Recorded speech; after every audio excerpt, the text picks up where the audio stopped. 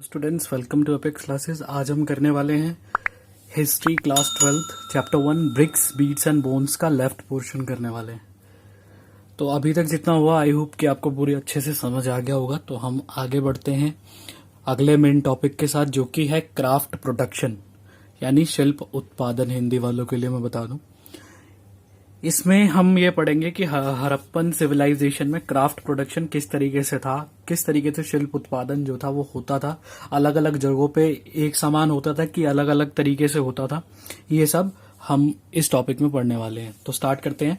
Raw material required for craft production. कौन कौन से रॉ मटेरियल यानी कच्चा माल की आवश्यकता होती थी शिल्प उत्पादन के लिए, क्राफ्ट प्रोडक्शन के लिए। फॉर मेकिंग बीड्स यानी मालाएं बनाने के लिए स्टोन, स्पेशली कार्नेलियन। कार्नेलियन एक इस तरह का धातु था या स्टोन था, आप ये समझ लीजिए, जो पूरे आपके सिविलाइजेशन में, पूरे साम्राज्य में सबसे ज्यादा फेमस था स्टोन्स के, अट्रैक्टिव स्टोन्स के रूप में। Carnelian, jasper, crystal, quartz. Quartz भी एक ऐसी धातु है जो मतलब पूरे आपके चैप्टर में बार बार रिपीट होगा। एंड स्टेडाइट, मेटल लाइक कॉपर, कांस्य, तांबा, ब्रॉन्ज, कांस्य, गोल्ड, शेल और टेराकोटा। टेराकोटा आप जानती है जिससे स्कल्पचर वगैरह ये लोग बनाया करते थे। तो ये सारे क्राफ्ट प्रोडक्शन के रॉ मटेरियल हुआ करते थे। मेथड्स ऑफ क्राफ्ट प्रोडक्शन, किस तरीके से मेथड किस तरीके की तकनीक का इस्तेमाल करते थे वो लोग इसको बनाने में। Some beads were made up of 2 और more stones cemented together different shapes. कुछ जो बीड्स हुआ करती थी, मालाएं जो हुआ करती थी, वो भाई आपके क्या कहते हैं, डिफरेंट 2 या 2 से ज्यादा स्टोन से मिलकर बने होते थे। डिफरेंट शेप्स में भी होते थे। कुछ होते थे डिस्क शेप्ड, कुछ होते थे सिलेंड्रिकल, कुछ स्फेरिकल, कुछ बैरल शेप्ड, कुछ सेगमेंटेड यानी खंडित हुआ करते थे, यानी अलग अलग शेप में भी वो मौजूद थे। तो इन हर शेप में इसका बनने का ये मतलब है कि ज्वेलरी आइटम्स के तौर पर भी देखा जाता था, और कुछ ना कुछ फैशनेबल थिंग को इंडिकेट करता है कि मतलब हर शेप में, एक ही शेप में नहीं बनता था, डिफरेंट शेप में बनता था। और इसका इस्तेमाल जो है, इसका जो यूज है वो दोनों वर्ग करते थे, मेल्स एंड फीमेल्स दोनों में ये पाए गए हैं अवशेषों में कि इसका यूज, मनकों का यूज, बीड्स का यूज हर कैटेगरी के लोग करते थे, इवन मेल एंड फीमेल दोनों, ज्वेलरी के तौर पर भी। Techniques of making beads different according to the material. Material के हिसाब से टेक्निक भी बदल जाती थी, मेथडोलॉजी भी बदल जाती थी। अकॉर्डिंग टू द आर्कोलॉजिस्ट का कहना है red colour of carnelian was due to the firing of yellowish raw material. Carnelian को ये थोड़ा सा रेड कलर में भी वो कर देते थे, ट्रांसफॉर्म कर देते थे, ताकि उसकी खूबसूरती और ज्यादा निखर कर सामने आती थी इससे। और वो येलोविश मटेरियल के तौर पर बदल जाता था जब वो उसको हीटिंग प्रोसेस में रखा जाता था या उसको गर्म किया जाता था। Special tools were found at various site. कई सारे जगहों पे कुछ ऐसे टूल्स भी मिले हैं जो अमूमन हर जगह नहीं पाए जाते, जिसमें से है आपके ड्रिलिंग, कुछ वो मिले हैं, टूल्स मिले हैं, जैसे कि कहाँ मिले हैं, चनहुदड़ों में, लोथल में और धोलावीरा में। इन सारे जगहों पर कुछ इस तरीके के टूल्स मिले हैं जो कि हर कहीं नहीं मिले, और डिफरेंट तरीके से डिफरेंट प्लेसेस पे मिले हैं, और डिफरेंट स्टोन से सेगमेंटेड होके मिले हैं, उससे बने हुए मिले हैं। मेटल लाइक कॉपर, ब्राउन्स, इन सब से मिलकर, क्वार्ट्स वगैरह से मिलकर कुछ ऐसे ड्रिलिंग मतलब खोदने के ऐसे उपकरण मिले हैं चनहुदरों में, लोथल में और धोलावीरा में, इन स्पेशली इन जगहों पर। आगे बढ़ते हैं। अभी नागेश्वर और बालाकोट जो था वो कोस्टल साइट थे वहां पर हड़प्पन सिविलाइजेशन में, और सबसे इंपॉर्टेंट साइट्स में से एक थे। पॉपुलर थे making shell objects like bangle, चूड़ियां बनाना, क्या कहते हैं, लेडल्स एंड इनले, किसी भी तरीके के आभूषण वगैरह में यूज करना।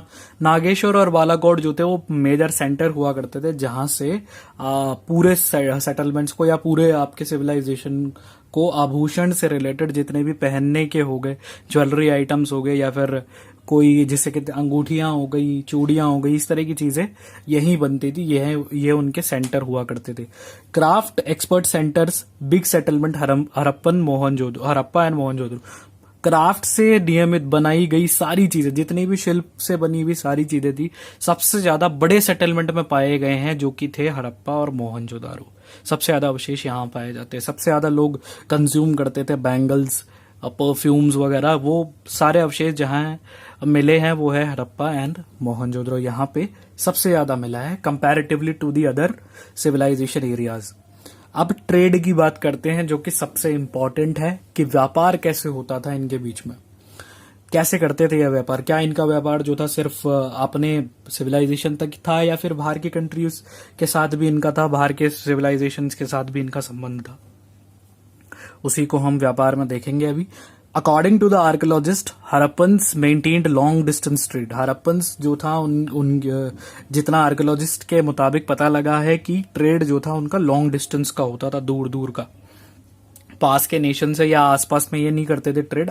यानी जो कहते हैं कि थोड़े छोटे मोटे रूप में करते थे ये आसपास में, लेकिन अधिकतर जो इनका ट्रेड हुआ करता था वो बाहर हुआ करता था, लॉन्ग डिस्टेंस ट्रेड हुआ करता था, अपने सिविलाइजेशन से बाहर इनका ट्रेड हुआ करता था। Products of exchange were seals, weight, dyes, beads.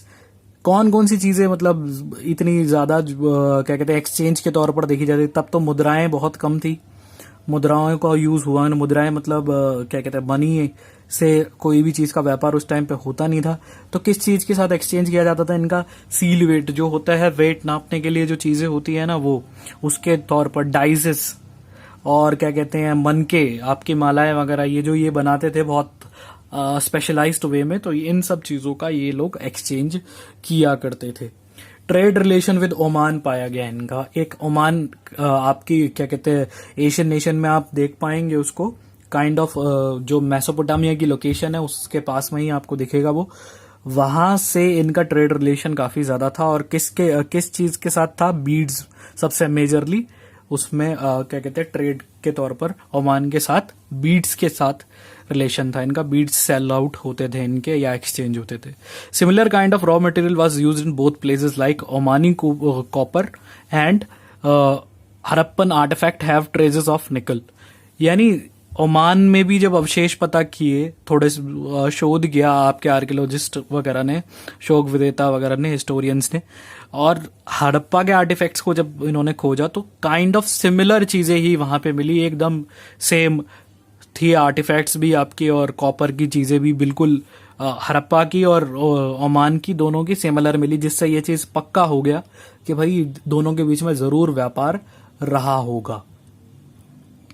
Harappan jar coated with a thick layer of black clay has been found in Oman.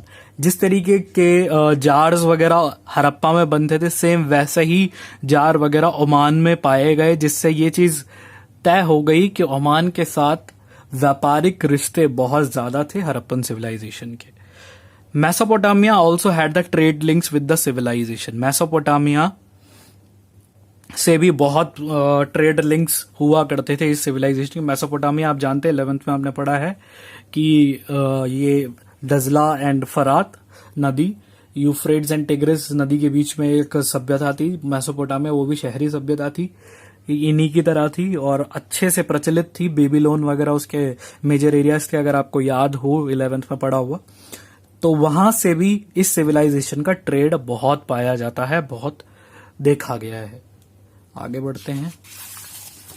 Seals and ceilings, यानी मुद्रण किस तरीके से हुआ करता था, किस तरीके से ये एक्सचेंज ऑफ कमोडिटी किस तरीके से करते थे। Seals and sealings were used to facilitate long distance communication.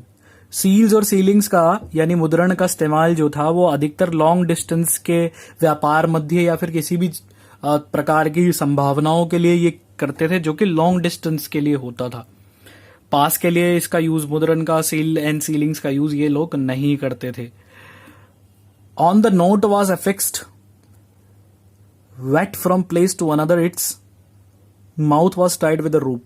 यानी ये इस तरीके की पैकिंग प्रणाली में भी एक विश्वास रखते थे। जैसे आज के टाइम में हम देखते हैं सील क्लोज होता है, कोई भी वस्तु एक जगह से दूसरी जगह, जैसे कुरियर्स वगैरह होते हैं तो वो पैकेजेस में आते हैं हमारे पास, टेप वगैरह से अच्छे से बंधे हुए, रैप करके। वैसे ही ये थे, ये क्या करते थे, एक तरह की इनके पास एक चीज होती थी जिससे ये ना रोप का इस्तेमाल करके उसके अंदर ना सीमेंटेड कर देते थे उसको, ताकि जो है सामान जो है वो सुरक्षित और सही ढंग से पहुंचे जहां भी पहुंचाया जा रहा है। तो उस नॉट का इस्तेमाल करते थे, उस तरीके की उपकरण का इस्तेमाल करते थे जिसमें एक रोप से सीमेंटेड करके उसको गीला होता था वो सूख, जब तक वो पहुंच जाता था वो काइंड ऑफ चिकनी मिट्टी टाइप, तो उससे वो रोल कर देते थे उसको और उस तरीके से वो सामान को एक बैग में बांध के और उस नोट में वो नॉट मतलब गांठ बांध के उस पे क्या कहते हैं चिकनी मिट्टी का लेयर टाइप कुछ लगा के और उसको भेज देते थे सामान, ताकि सुरक्षित रहे और वो खुले ना जल्दी। इस तरीके से वो एक जगह से दूसरी जगह सामान की आवाजाही करते थे।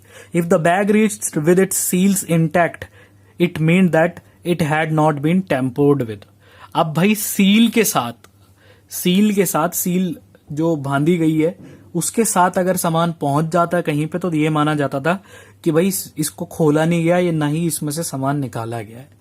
जैसे हम देखते हैं ना कि वाटर, हम कभी मिनरल वाटर लेते हैं तो बोलते हैं कि सील उसके ओपन होती है इसका मतलब वो यूज्ड है, और सील पैक्ड लेते हैं चीजें। सेम उसी तरीके से वो लोग भी काफी एडवांस हुआ करते थे इन चीजों में। वो भी सिक्योरिटी कंसर्न्स का काफी ध्यान रखते थे कि भाई क्या चीज कितनी प्योर है। वो सील्स वगैरह इस तरीके से बनाते थे। The ceiling establish the identity of sender. और कभी कभी जो सीलिंग्स होती थी, जो मुद्रण होता था या जिस तरीके की स्टैंप मेकिंग होती थी, उससे पता चल जाता कि किससे आई है भाई, ये किसके पास से ये सामान आया है तुम तक। ठीक है, जैसे कोई चीज होगी, जैसे कोई भी हम मान लो एक जैकेट ले रहे हैं तो उसमें नाइकी का सिंबल हो जाता है, तो सिंबल के थ्रू वो ये बता देते हैं कि ये इनका प्रोडक्ट है, ये इनके द्वारा भेजा गया है या इनकी मैन्युफैक्चरिंग है ये।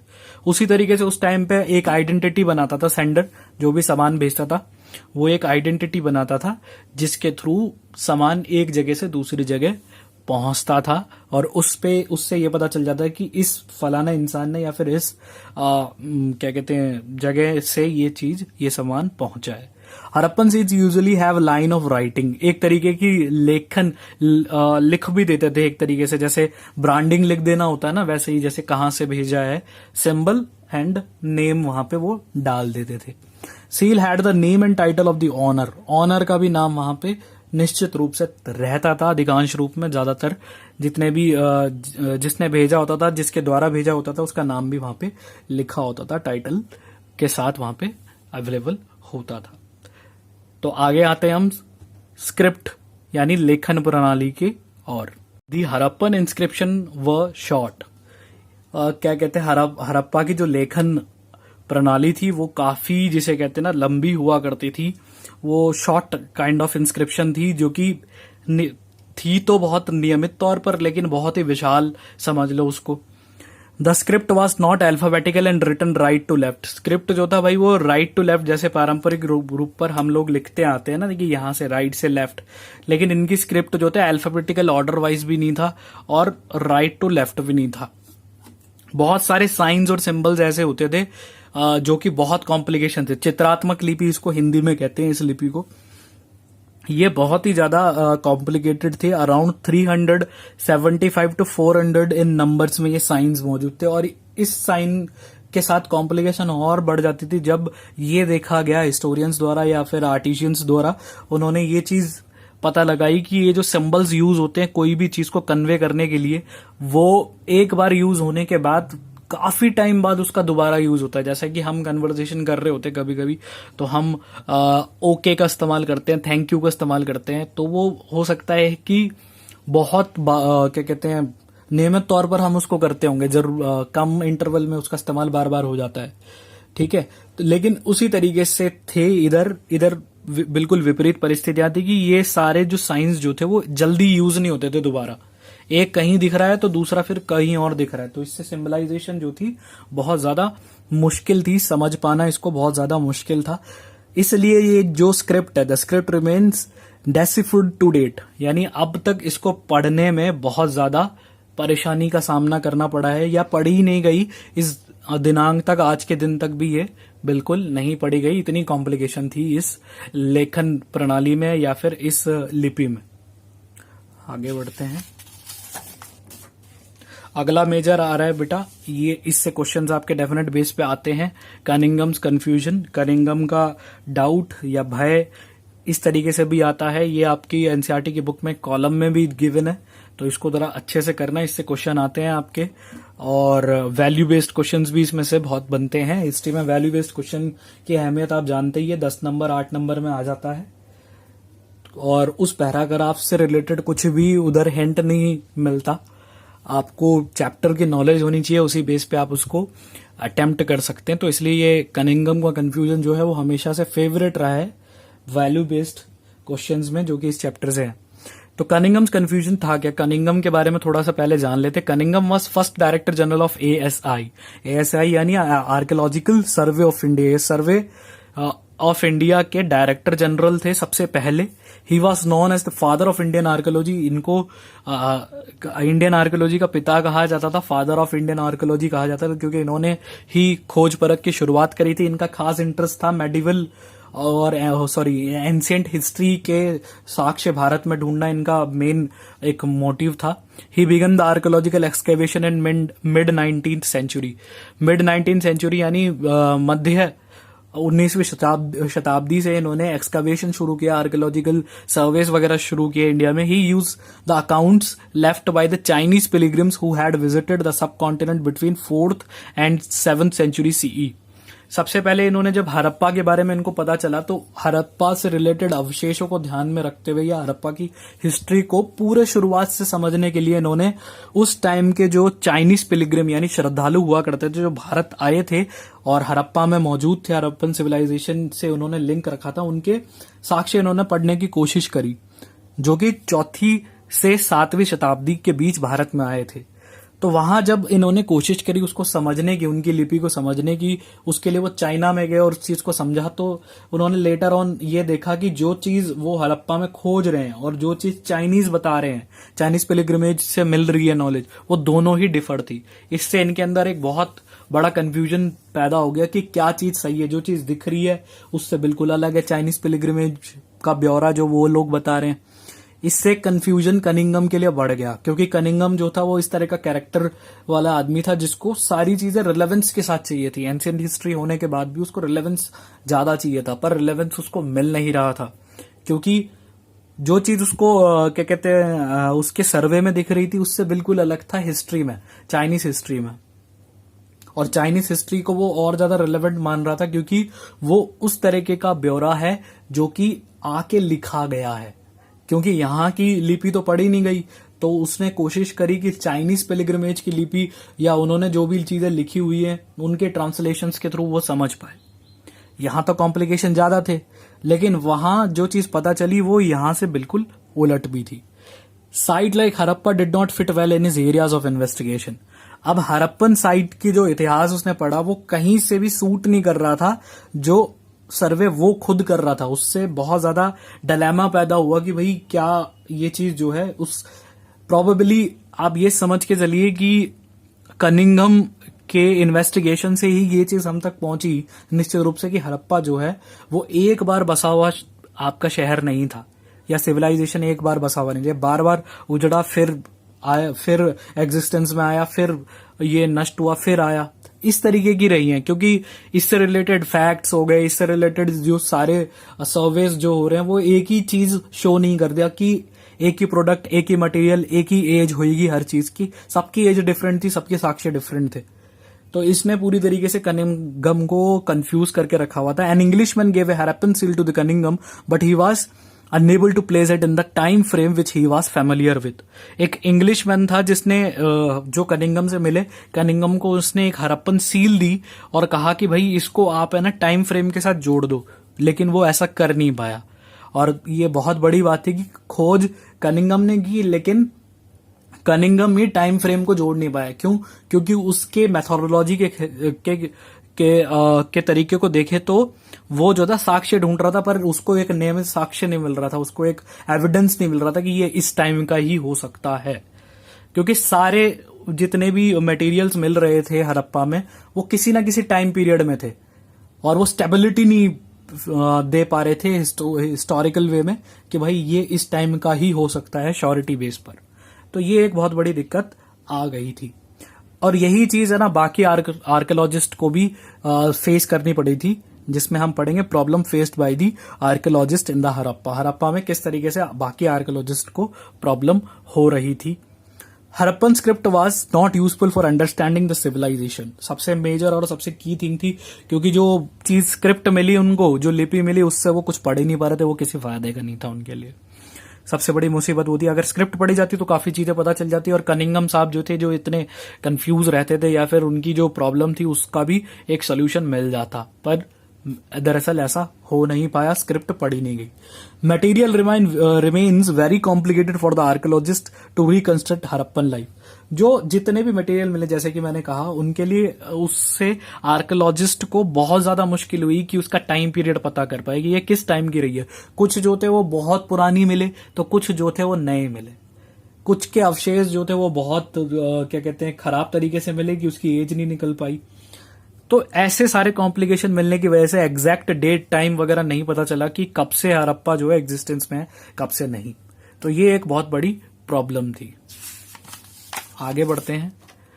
Attempts have also been made to reconstruct religious beliefs and practices by examining seals, some of which seems to depict ritual scenes, some indicates nature worship. यानी इस पॉइंट में बताया गया है कि आर्कियोलॉजिस्ट ने पूरी कोशिश करी कि रिलीजियस बिलीव के तरीके से भी, धार्मिक अनुसंधान जो होते थे उसके माध्यम से वो इतिहास को निकाल पाए, पर उसमें भी वो पूरी तरीके से सक्सीड नहीं हो पाए। उन्होंने सील्स की तलाश करी तो पता चला कि भाई उसका संपर्क या फिर उसका संबंध जो है वो पूरी तरीके से धार्मिक गतिविधियों से नहीं था। और जितने भी रिचुअल्स हुआ करते थे, जैसे कि क्या कहते हैं, आपने वो पढ़े थे बिग बाथ वगैरह पढ़ा था इसमें, तो वो सब जो थे वो रिचुअल से जोड़े जाने में बड़ी परेशानी हो रही थी कि वो एक कंक्लूजन लेके आ पाए। कुछ जो थे, कुछ एविडेंसेस ऐसे मिलते थे जिससे ये पता चलता था कि हड़प्पन पीपल जो थे वो नेचर की वर्शिप भी करते थे, यानी प्रकृति की, जैसे सूर्य देव हो गए, इंद्रदेव हो गए, ऐसी वर्कशिप भी करते थे। वर्कशिप का कोई डायरेक्ट वो नहीं मिला। एक जगह क्या कहते हैं, शिवजी जी की मूर्ति मिली है, पर वो पूरे साम्राज्य में, पूरे आपके सिविलाइजेशन में हर जगह नहीं मिली, जिससे ये भी एक तरीके से डाउट हो गया कि कहीं जो थे शिव की पूजा होती थी, पशुपात देवता की पूजा होती थी, और कहीं नहीं होती थी। तो सिविलाइजेशन का एक वो नहीं, लिंक नहीं बन पा रहा था कि एक जगह हड़प्पा में कुछ और हो रहा है, मोहनजोदड़ो में कुछ और हो रहा है, लोथल में कुछ और हो रहा है, कालीबंगन में कुछ और हो रहा है। तो इस तरीके से कंफ्यूजन और ज्यादा पैदा हो जा रही थी आर्कियोलॉजिकल डिपार्टमेंट को।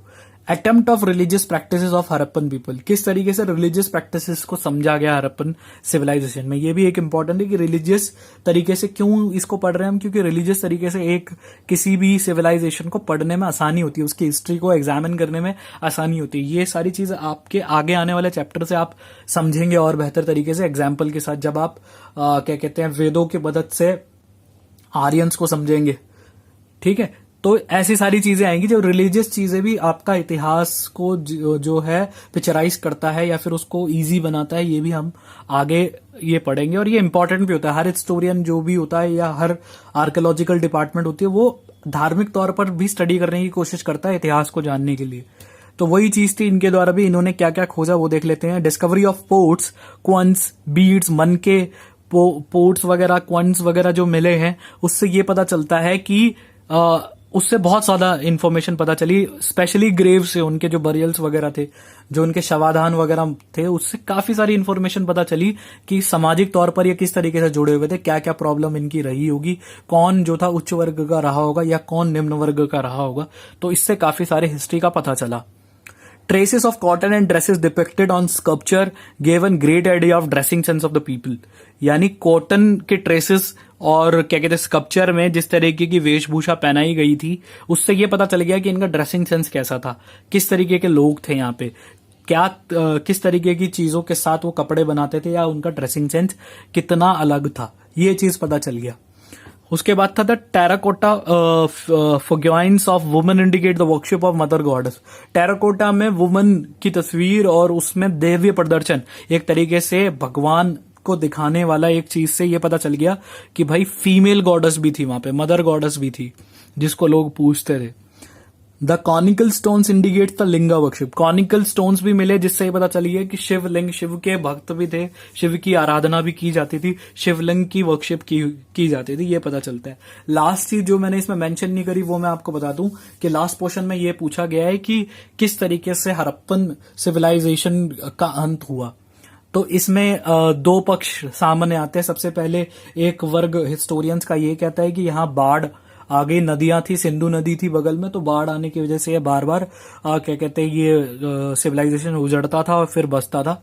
तो कभी कभी दूसरे हिस्टोरियंस ये कहते हैं कि आर्यंस का इन पर हमला हुआ था, आर्यंस का आना हुआ था, आर्यंस ने इनके ऊपर हमला किया था और ये प्लेसेस सारे ऑक्यूपाई कर लिए थे।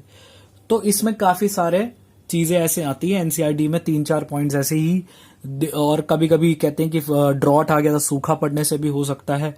तो कभी ये आता है कि बहुत बड़ा भूकंप आ गया था इस जोन में। तो कई सारी चीजें ऐसी हैं जो कि 3-4 लाइंस में आपके एनसीईआरटी के लास्ट के पोर्शन में मेंशन है, तो उसको और कर लेना, तो ये चैप्टर आपका होता है फिनिश। सारी चीजें हमने कवर अप कर ली है। स्टिल कोई डाउट हो तो आप डाउट सेशन में आइएगा और बताइएगा। Thank you.